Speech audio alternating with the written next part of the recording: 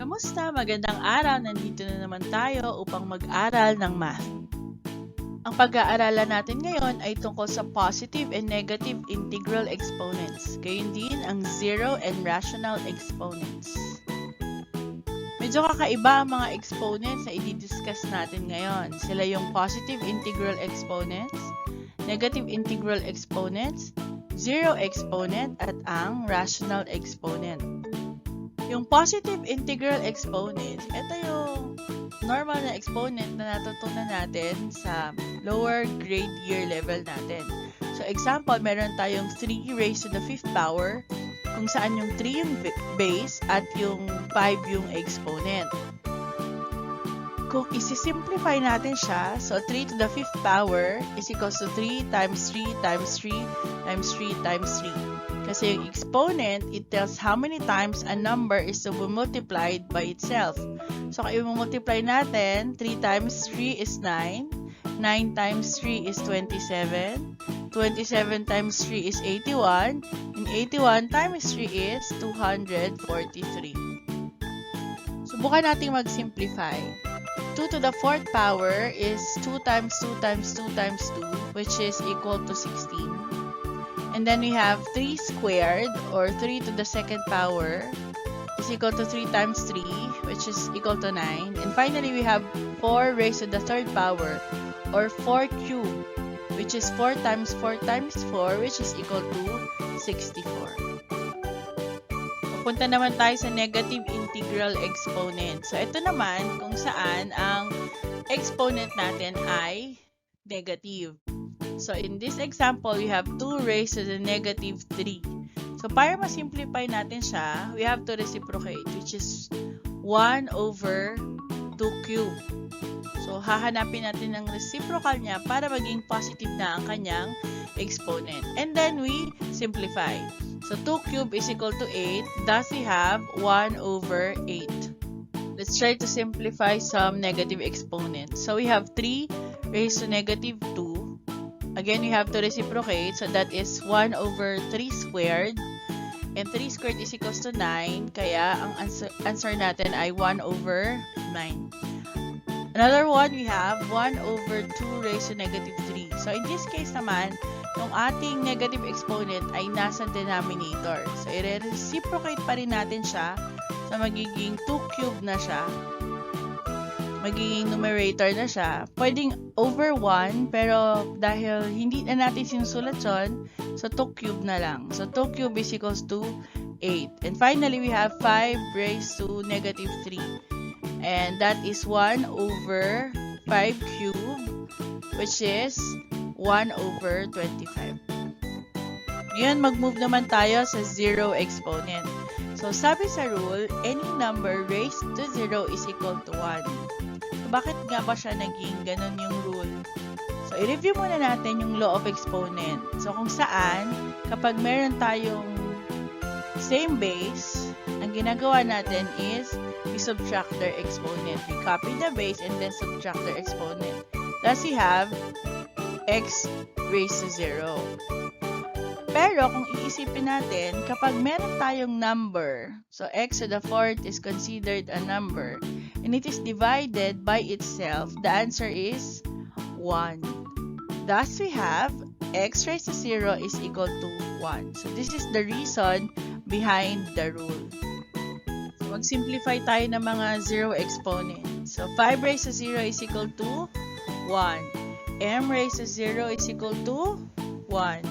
4m raised to 0 is equal to 4. So, titingnan natin na yung exponent ay nasa m lamang. So, hindi kasama yung 4 sa may exponent. So, m raised to 0 is equals to 1 times yung 4, which is the numerical coefficient. Our answer is still 4. Pero, kapag isinulat natin siya as quantity 4m raised to 0, kung saan yung 0 ay exponent both ng 4 at ng m, yun ang equal sa 1.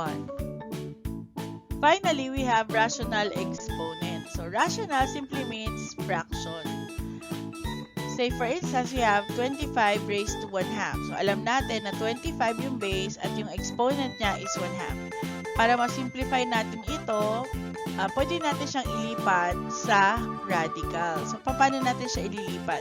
Yung 25, siya yung magiging radicand o yung number na nasa loob ng radical symbol. Yun namang numerator, siya yung magiging exponent ng radicand. At yung denominator, siya naman yung root ng radicand.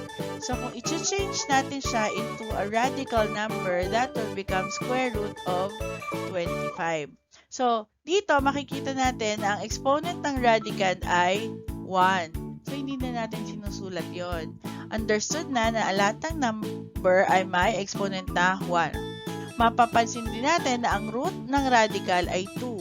So hindi na rin natin sinusulat yon. Tandaan na ang smallest root ay 2. Wala po tayong first root. Kaya, understood na pag may symbol tayo ng radicand at wala siyang root, it is square root. And if we simplify further, square root of 25 is 5. Para sa ating examples, we have 8 raised to 1/3. So that will transform into cube root of 8. So yung cube root ng 8 ay 2. So when you say cube root or square root, naghahanap tayo ng number na pag multiply niya sa sarili niya ng times ng root, the answer will be the radicand. So in this case, the cube root of 8 is 2. So we have 2 raised to 5 over 2. So medyo odd yung ating exponent, no? Hindi lang siya fraction, isa siyang improper fraction. Pero let's try to transform this. So that will become square root of 2 raised to the 5th power. So dahil square root naman siya, pwede na natin hindi isulat yung 2 as root, no? So 2 to the 5th power translate into 32. So that is square root of 32. Manonotice natin na wala tayong perfect square root para sa 32. So pag ganito, pwede pa rin natin siyang isimplify by finding factors of 32. So ano-ano ang mga factors ng 32 kung saan yung isa doon ay may square root. So in this case, I will use 16 times 2. No? 16 times 2 is 32. And yung 16 may perfect square root siya. So isusulat ko siya ng ganito. So square root of 16 times 2. And then, hanapin natin square root ng 16, which is 4. Ilalabas natin siya. And the final answer will become 4 square root of 2. Let's have our last one. So we have 3 raised to 2/3. So again, sulat natin siya as radical. So we have cube root of 3 squared. So ang 3 squared natin may be simplified to 9. So we have cube root of 9. At dahil walang perfect cube root ang 9 at hindi naman natin siya ma-factor pa na may perfect cube root, we will take that as our final answer. Ilan sa mga diniscuss natin ay hindi mga ordinaryong exponent. Pero gayon pa man, it's important that we know them, alam natin sila at alam natin kung paano sila i-simplify. Kasi we will come across them at pag nagkaganon, magiging confident tayo as we simplify our problems. Salamat! Hanggang sa muli!